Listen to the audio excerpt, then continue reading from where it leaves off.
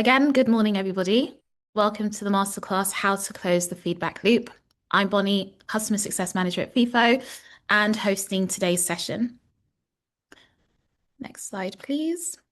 So, over the next 45 minutes, we'll explore how businesses can move beyond simply collecting feedback and start using that feedback to drive meaningful action and improvement. As an agenda, I will start by covering what a closed feedback loop actually looks like and the foundations that are needed to make it work. We'll then hear from Stephen from Peter Nyson, who'll share how they're responding to customer feedback at scale. And finally, Charlie Newman, our data product manager, will show how data and insights can help to operationalize the process. Please use the chat throughout the session. If you have any comments or questions, we have some time at the end to pick this up during the Q&A. Next slide, please. So again, speakers for today are myself, customer success at Feefo, Charlie Newman, who is our data product manager at Feefo, and Stephen, who is joining us from Peter Nyson. Cool. Today's session isn't intended to be a product demo, but for context, Feefo works with over 6,500 brands globally and has collected more than 80 million verified reviews. And across all of those businesses, one thing consistently stands out to us. The organizations that create the most value from feedback aren't necessarily the ones that are collecting the most reviews. So we found that feedback is only valuable when it's driving actions. The businesses that have a process to listen, learn, and act on feedback tend to be the most successful. Next slide, please. For anyone who hasn't joined our previous masterclasses, this webinar forms part of a wider series of our masterclass. It's the last in following the how to collect feedback, how to display feedback, how to measure customer sentiment. And today we're tying it all together in looking at the value of feedback, not just in collecting, but in what happens next. When people hear the phrase closing the feedback loop, they often think that it means replying to a review. Responding is important, but the concept is much broader. A closed feedback loop means collecting, understanding, acting, communicating, and measuring, and then repeating that process. Importantly, it's not dependent on just a single platform or a piece of technology. It's a business process and a mindset. Closing the loop is a continuous cycle of learning and improvement using your feedback. Next slide, please. And this process usually begins before you even ask for your feedback. So in this structuring your data, what we're talking about is the goal isn't simply just collecting as much data as possible. The goal is collecting data that allows you to make better decisions. For example, who is the customer? What did they buy? Which team supported them during their buying process? Were they a new customer? Were they a repeat customer? Without that context, your feedback becomes difficult to action. So it's not just, again, about collecting as much data as possible, is making sure that you have actionable data. Ultimately, actionable data beats more data. Next slide, please. Different customers will have different expectations and communication preferences. And so you want to make sure that your outreach campaigns for collecting feedback are tailored to each of those audiences, rather than treating everyone exactly the same and sending out, a default feedback request. Think about timing, tone, experience. Should the audience get a more personalized experience, for example, and then map those campaigns for your feedback outreach to those different audiences. One size doesn't fit all when it comes to feedback. When your feedback strategies reflect your customer segments, you'll get richer insights and clearer actions for your business. So you can see here some examples in different customer segments that could benefit from different engagement strategies. For example, a new customer might receive an email to establish that initial relationship. A repeat customer could be engaged through InMail to reduce inbox fatigue. And a VIP customer might receive a more personalized experience through WhatsApp or SMS.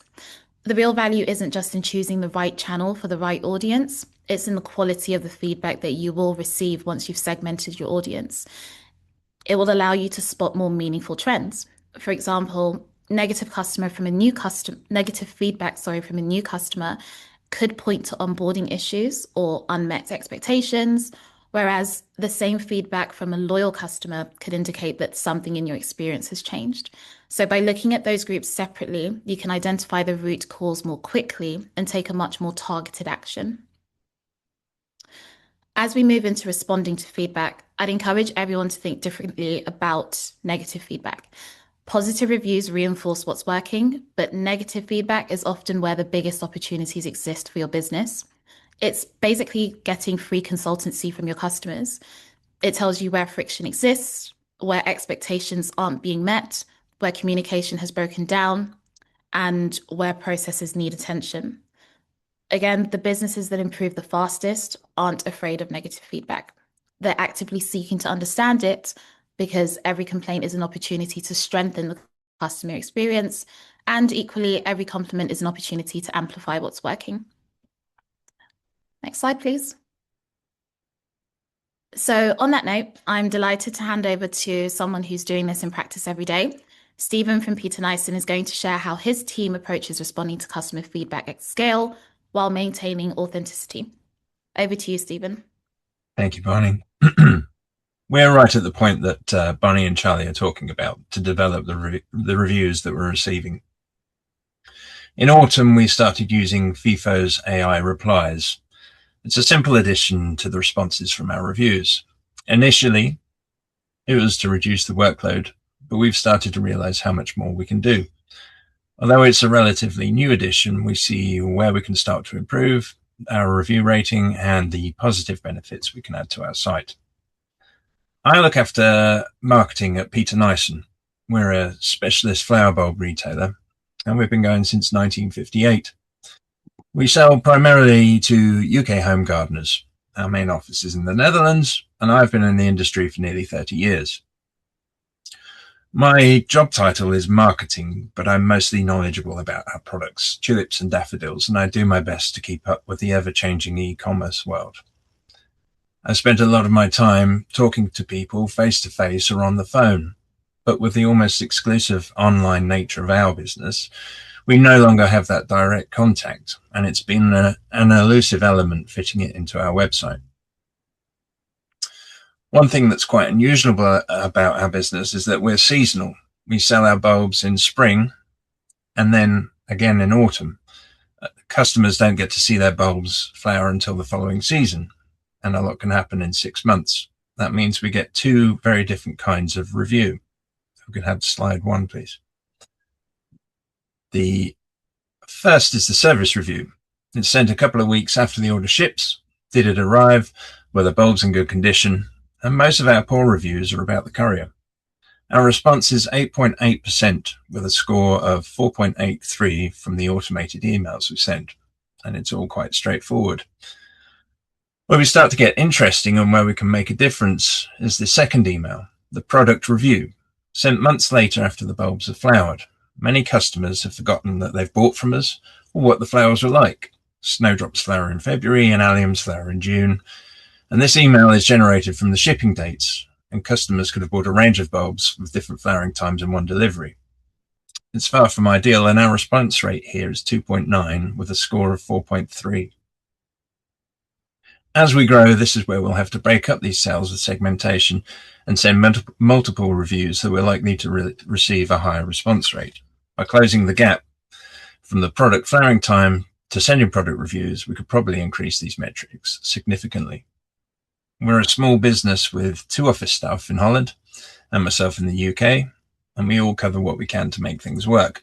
But we are stretched a little thin, such as the nature of a smaller business. So as a small business, we like the idea of saving time, which led us to AI reply. If we could go to slide 2. 97% of our service reviews are 4 or 5 stars. So the vast majority of people leaving these reviews are happy. They liked us and we weren't saying anything back and potentially missing out on building loyalty. We sent out 35,700 emails and received 2,600 responses, which we could improve with messaging, potentially reaching many more of our customers and building important bonds. This will be our next objective. We only started using AI reply this December. Now we can see how to do it. We can see how to develop it. So rather than it actually saving us time, it's become a really effective tool in building our trust with customers. And before we started using AI reply, I handled every single negative review personally, anything 3 stars or below. And there can be so many variables in horticulture, it's hard to pin any issues with certainty. And uncertainty is something that we always need to resolve if we're going to be trusted. We offer a 100% satisfaction guarantee, so we need to be able to honor it. And it's better that we do this proactively rather than creating extra steps for the customer. This leads to reassurance that they can trust you again, but without overpromising. Bulbs are not a durable product and wastage is high. It's something that we need to expect as a business. And it can be difficult to write emails for complaints. But a few sentences that address customers' expectations, recognition, recompense, assurance is all you really need. And with a little testing, we felt confident in the hands of AI and consequently anyone we chose to monitor the responses. Priscilla in Holland speaks great English, but it's not her first language. We can have slide 3, please. When we started using Feefo's AI reply, we went from responding to only reviews of 3 stars or below to being able to respond to everything from 1 through to 5 stars. You still need to read the review, check the response, and make sure the tone is right for that specific customer. An email can be written in seconds, checked and sent. And perhaps most importantly, it's no longer a one-person job. We can now manage responses across the team, knowing that the quality will be consistent. And sometimes we are only looking to recognize the customer personally and say thank you, which means a lot. Before AI reply, 97% of our service reviews of 4 or 5 stars, they never heard anything from us. These were happy customers who felt valued, and they'll be more likely to return. And in a business like ours, where bulbs are a repeat purchase, the lifetime value of the loyal customer is significant. Saying thank you to somebody who gave you 5 stars takes less than 30 seconds. Ignoring them tells them that their opinion didn't matter, or we're not really interested. And our mission is about trust and loyalty and giving customers support and faith in us. Small changes like this allow us to meaningfully connect and secure a message that if they want to speak to us, we're here to listen. We're still plant people, and although we shy away from the language of AI, without it, we wouldn't be able to broaden our reach. We want to talk to customers, and we want them to talk to us. AI responses are ideal for us to make that direct contact with little effort from the customer. It only takes a couple of sentences to make a difference. Our next step is to use the data from the tools from Feefo to improve our scores and build our trust signals for the website. Now I'll hand you back to Bonnie. Thanks, Stephen. I think one of the biggest takeaways there is that responding to feedback isn't simply just ticking a box. It's about creating genuine conversations with your customers and also ensuring that that feedback actually leads to action. So, at the stage of responding to customers, the next question naturally would become, how do we turn these comments into business decisions? To answer those questions, I'd like to hand you over to Charlie, our data product manager, who will show you how data and analytics can help to make the feedback loop a reality. Thank you, Bonnie. So far, the focus has been on closing the feedback loop for the individual customer. As Stephen demonstrated, using AI for those one-on-one replies is critical for unlocking lifetime value, but that micro interaction is just the baseline. Too often we see review data sits passively on a screen the moment a ticket closes. But to drive board level decisions, and best practice businesses are transitioning from those micro interactions to those macro level insights, finding the signal in the noise to build a continuous improvement loop. And this creates a true value exchange. Data isn't just extracted from the reviews, it's used to give value back. The businesses learns exactly where to focus resources, and the customer experiences a zero future friction. So what does this look like in reality, and how can we actually create this value exchange is something we'll be looking at in the next slide. Gathering feedback is the foundation, but let's face it, it's impossible to read those hundreds, if not thousands of reviews and instantly know what to fix, and spot issues on the horizon. This is where we need to move beyond kind of our more traditional metrics of average rating, which is objective, and start to look at sentiment, which is more descriptive. And you can think of sentiment as acting as a smoke detector. Customer sentiment will often take a hit before your actual average rating drops, and long before the bottom line takes a hit. If people are slightly annoyed about a recurring issue, they might still leave that 4-star review, but the text will be tinged with frustration. That's the smoke. But knowing that there's smoke isn't enough. You then need to find where is that fire. And this is where topic categorization comes in. If sentiment tells you how people feel, topic analysis tells you what is driving that feeling. And the most mature feedback loops will take this a step further by assigning an exact numerical value to show how specific topics are impacting the average rating.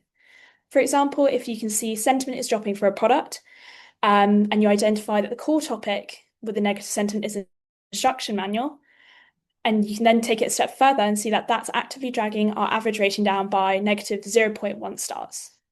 It's answering the age-old question: what is the single biggest thing that can be done right now to boost the business's average rating?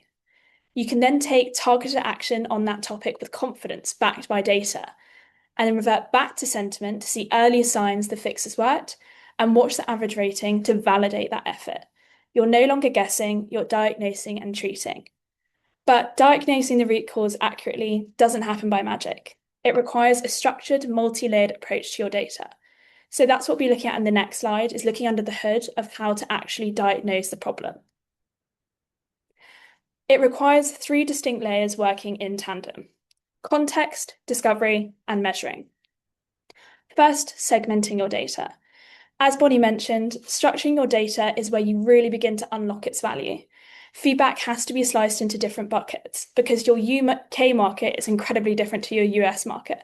Or, for example, your new buyers, what's the difference between them and your repeat buyers? This acts as a master filter, and without it, you end up drowning in global averages. Next is thematic sentiment. Instead of a generic positive or negative score, effectively applied AI isolates specific themes, like delivery time, and attaches a precise sentiment score directly to them. One thing I want to be careful of here is often AI is used as kind of the silver bullet magic approach to everything. And it's true. AI has fundamentally changed how language and emotion are processed at scale. But let's be honest, simply having AI now is not a differentiator. It's table stakes. The true competitive advantage lies entirely in how it's executed. Right now, there's a temptation of, why can't I just take all my reviews, plug it into a generic AI, and ask for a summary? But generic AI creates a summary illusion, a vague overview that kind of masks that ground floor reality. AI is smart, but ultimately it lacks context. It might flag that customer service is poor, but it won't tell you where that breakdown is happening. Is it at check-in? Is it the actual service itself? Is it only when I follow up when I have an issue? And by layering segmentation into topic generation, you're injecting your unique business context into the AI model and giving it those guardrails. And finally, this is the step we often see organizations will stop short of, is impact attribution. It's one thing to know people are annoyed about delivery time. It's another entirely to prove the topic of delivery, specifically for the US market, is actively dragging the average rating down by 0.2 stars. That numerical weight transforms a vague customer complaint into a bulletproof, quantified business case. You stop fixing the loudest complaint and start fixing what is actually suppressing the score.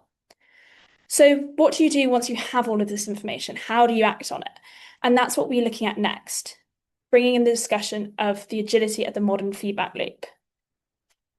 So in B2B and retail, acting on feedback can feel almost suffocating, as it requires massive red tape, supply chain meetings, and operational intervention. And this is where it becomes essential to reframe action by understanding the macro fix and the micro fix. So in reality, imagine you're launching a new offering, and within a few weeks, you see the sentiment kind of smoke detectors going off. You see that specifically for the EU market, not for the US market, sizing is a topic that is hurting your average rating because they're fitting too tightly.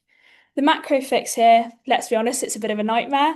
It's halting operations, redesigning the sizing matrix, going back to patterns, and potentially waiting months for new inventory. But the micro fix is where you can win here. Within a handful of hours, the e-commerce team adds a bold banner to domains specifically in the EU saying, run small, order a size up. The physical product hasn't been touched, but the threat to sale rating has been neutralized. And this is the value exchange in action. So now that we've redefined action at scale, let's take a look at how to make your reviews work harder, specifically through the lens of AI search.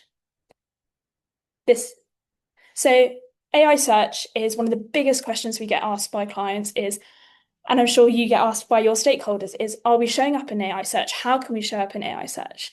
The reality is AI search is today's biggest black box. No one exactly knows how to win or how to show up.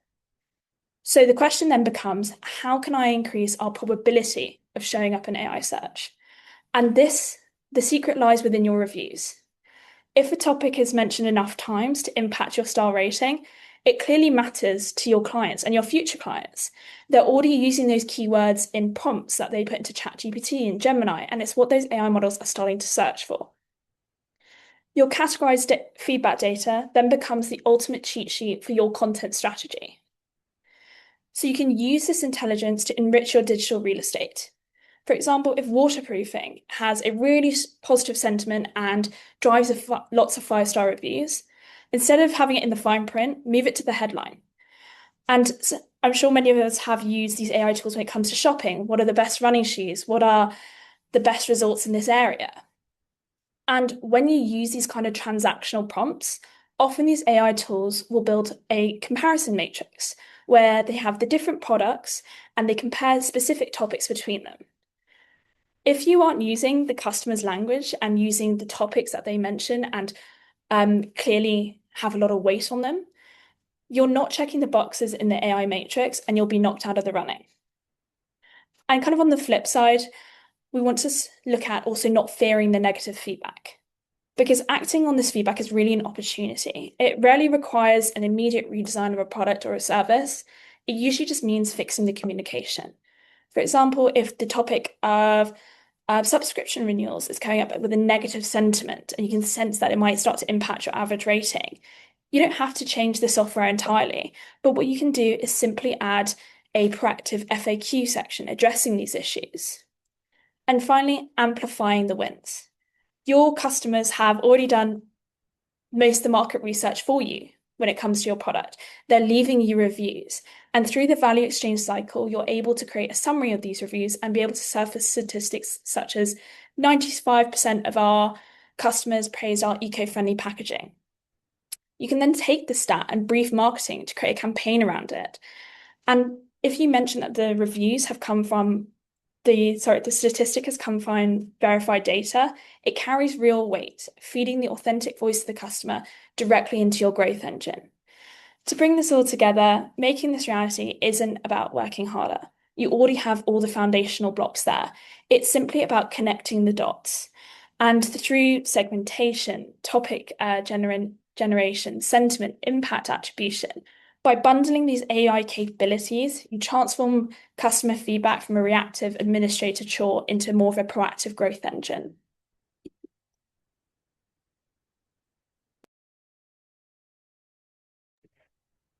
Amazing. Thanks, Charlie. Before we move into questions, I'd love to leave everybody with 3 key takeaways. Closing the feedback loop starts long before someone leaves a review. So again, context matters, structure matters. Operationalize your audience and your process, your feedback collection process. Feedback only creates value when it leads to action. So collecting feedback alone isn't enough. Responding to that feedback, engaging with your customers is important. And again, don't underestimate the negative feedback. It's often the clearest signal that you have for improvement for your business and one of the greatest opportunities that you have to strengthen those customer relationships. Remember that the complaints are revealing where to improve and the compliments are revealing what to amplify. Ultimately, closing the feedback loop isn't just a single activity and it isn't owned by just a single team. It's a continuous business process and cycle of listening, learning, acting, and measuring impact. So that closes out today's masterclass. We've had some questions coming through in the chat, so happy to open the floor so that myself, Charlie, and Stephen can answer as many as we can.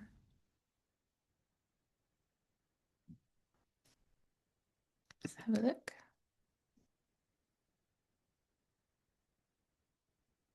So I think, Charlie, this one is for you. The question is, you mentioned AI search. Do Feefo's reviews appear in AI? Yeah, that's a great question. So it's often a misconception, but with our widgets, the new widgets 2.0, they are fully crawlable by AI. So those reviews are being able to be cited by different AI models. And another key thing is not only does it apply to our widgets, but with Feefo reviews, we also have multi-touch points. So we have the widgets that can be displayed on your websites, but also the B2C pages. And these two different touch points offer a lot more grounding for AI models and shows as a more reliable and confident source of truth as well. Thank you. And okay, we've got some questions in our private channel, which I can go through as well. So I'll start from the last question. Do you recommend reaching out to unhappy customers directly to resolve their issue before replying to the review? Um, so my recommendation on that would be to reply to the review as soon as possible, because that is something that is displayed on your site, and your reviews are basically your leverage of social proof to reduce your customer acquisition costs on site. So responding to that review and prioritizing the response to the review is really important for potential new customers who are going on your website, and then reaching out to that customer directly to resolve their issue. But I'd be interested to hear, Stephen, if you have any thoughts on that, because you are actively replying to feedback, and it'd be interesting to hear what your process is. Absolutely. I think respond to the review mostly so that people can, if they have the similar issue, they can see how we respond to it. And that's really important to say, we'll deal with this the way that we always deal with it. And I know some things are always a bit more complicated than that, but generally speaking, if you put it out there, then people with a similar problem can check as well. Yeah, yeah, agree. Another question is, can you automate the reporting to email? Yeah, so how we do the value exchange at Feefo is we have several different reports, and we bundle them together. So we have tag analytics, which is the measuring impact attribution, and then we have product sentiment analysis, which says what it does on the tin. It's everything sentiment when it comes to product. So both of these different reports can be automated directly to email in different formats, and also to different people within your business that might not have access to the hub. And it's a really great way to kind of share those insights with the wider team, because it's not just reading different statistics, but we also have more text content kind of giving those summaries and actions. So it really is kind of speaking languages of the team. Nice, thanks, Charlie. Another question here is, how do you manage the value exchange at FIFO? And I think that might be for me, based on the value exchange loop. So I can speak for the top of the value exchange funnel, which is collecting the feedback and all the activity before acting on the feedback. So the way that we manage this at FIFO is with our feedback request manager. And the feedback request manager allows you to create multiple campaigns rather than just having a single default campaign.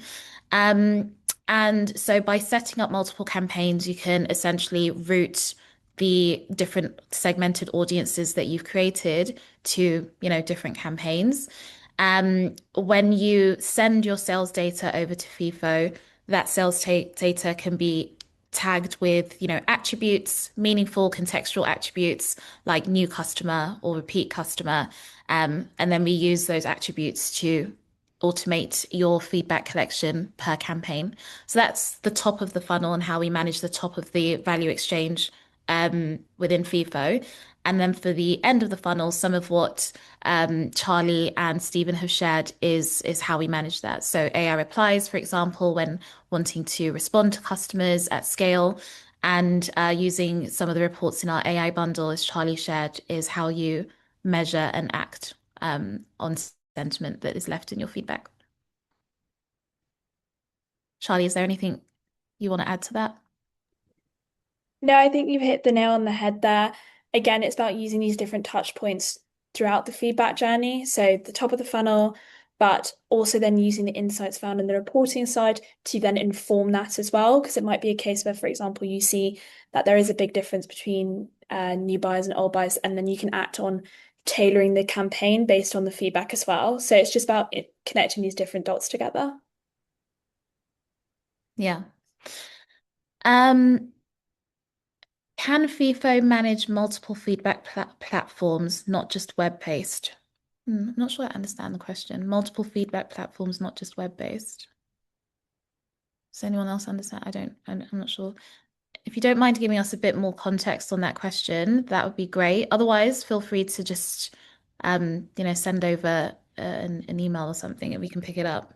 I'm not sure. So one thing that we can do is when it comes to feedback is not all of the reviews have to be not all the review questions, sorry, have to be displayed. So we do offer private campaigns as well in Feefo. So you can ask kind of more those custom questions to get a bit more of those insights to then feedback as well. So some more context. We collect feedback from multiple channels, surveys, Dynamics 365. I guess my follow-up question for you there is, what are you hoping to do with the feedback once you ingest it to FIFO? So you're collecting from different sources and you want to import those reviews into FIFO. I just would like to understand a bit more what you're trying to achieve so I can answer your question.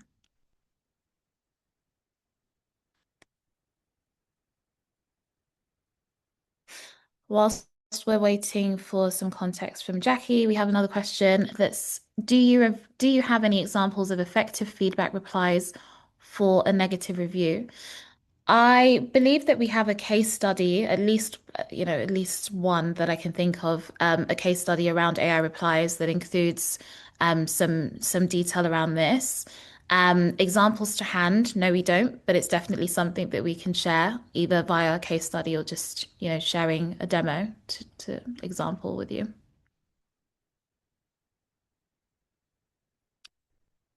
And have I covered all of the questions?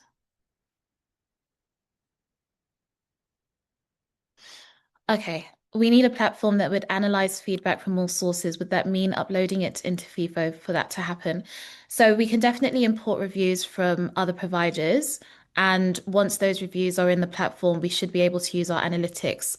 But I'm going to hand over to Charlie to keep me honest on that. Yeah. So any reviews imported, any kind of review format that you have within FIFO, whether that is you've collected it through us or whether it has been imported, will all feed back into the analytics. So you'll be able to get that half of the value exchange there. Great. I think I've covered all of the questions, unless anyone can see any questions that I haven't answered. Oh, sorry. Yes. So where can I register to watch the other webinars? Yes. So we have a dedicated space on our website to register for webinars. Once we have the upcoming webinar, we'll be pushing that out to share a registration link with everybody. And feel free to reach out directly to myself or Charlie and anybody else on the panel for more information.